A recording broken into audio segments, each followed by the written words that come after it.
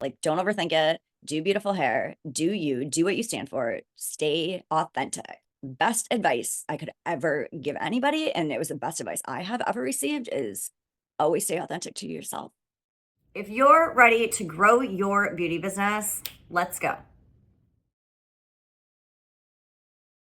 I wanted to break into the beauty and wellness industry since I have probably been old enough to even understand what that was. I have no one in my family that came from any type of beauty background. They all were in the airline business, travel business, and it was just something that I was like a sports fanatic and like a tomboy, but on the other side, I was like very into doing my hair, putting on makeup. I was a very girly girl. I just really enjoyed doing myself up every day and making myself look good. Just did this podcast today, and I was saying that I actually used to call in sick to school or make up, like tell my parents that I was sick if my hair didn't come out the way I wanted it to. And I would fake sick just so I didn't have to go to school.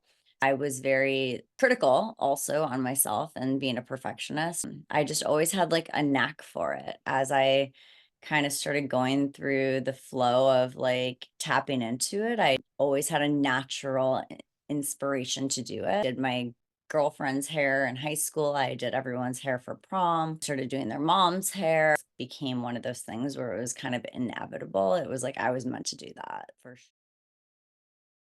So the core values that drive me are definitely leadership by authenticity. I believe that being a leader in this industry, not just in beauty, but in health and wellness, like you kind of have to talk the talk. Like you have to talk and walk everything together. Like you can't just talk the talk and not walk the walk. So you have to be willing to have put yourself into those vulnerable positions, no gatekeeping. You have to share. You have to be willing to like give away your secrets. Share everything that like has challenged you, has brought you down, or has made you successful. My core values and what I do today is definitely leadership by authenticity, no gatekeeping, like being vulnerable, being real, being have no ego and want to elevate the next level.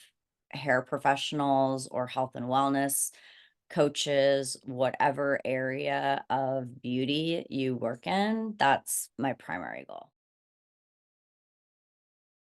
Yeah, I have to say that there's gosh, there's just a lot.